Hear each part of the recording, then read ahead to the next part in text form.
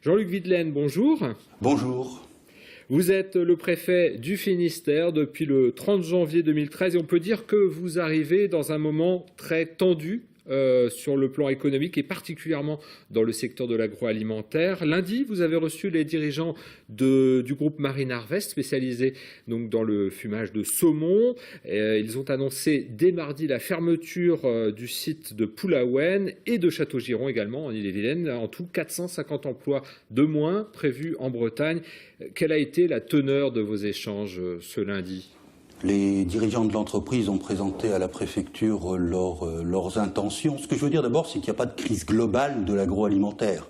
Il y a de manière simultanée plusieurs dossiers pénibles, voire dramatiques, des dossiers qui ont des histoires bien différentes.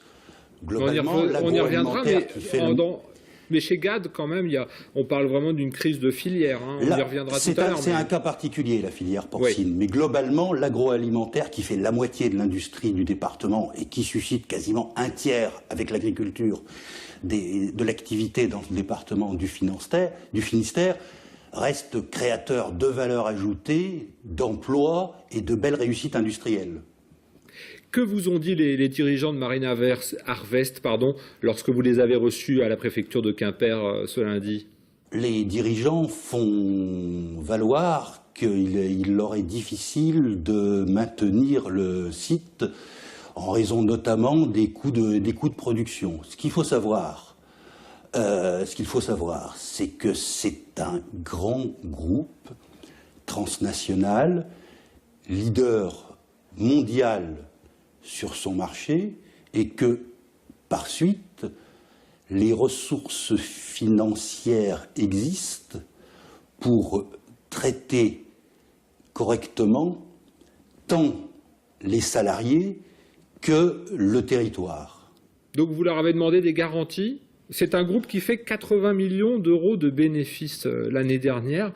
Au niveau mondial, est-ce qu'il n'y a pas une injustice ? Est-ce qu'il n'y a pas une injustice à fermer deux sites et à mettre sur le carreau 450 salariés ? Alors là, l'argumentation, c'est celle des dirigeants. La rentabilité, elle n'est pas la même selon les lignes de produits. Mais le sentiment d'injustice qui se manifeste depuis tout au cours de cette semaine, on peut en comprendre les fondements.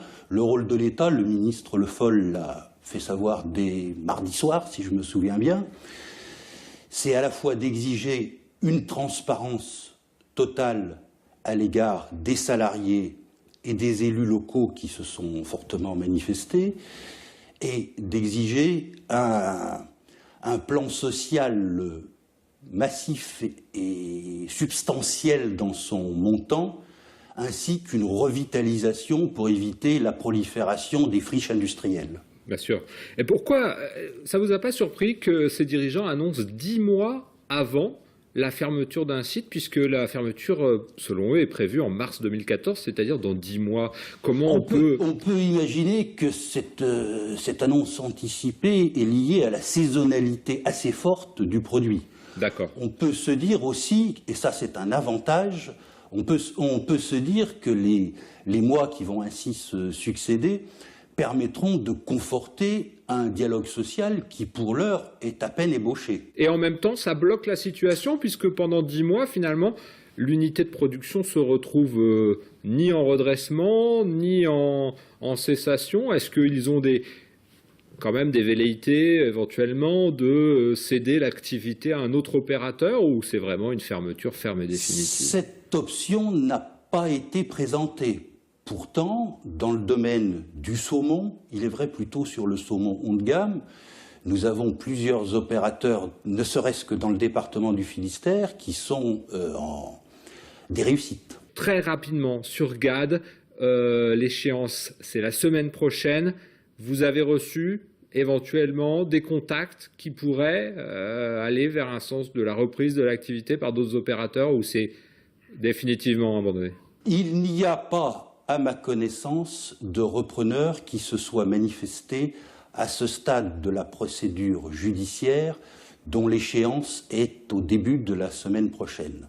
On peut donc être inquiet. Merci beaucoup, Jean-Luc Videlaine. On va sans doute reparler de ces dossiers. Je vous remercie d'avoir été avec nous de Quimper, dans nos studios de TBO à Quimper.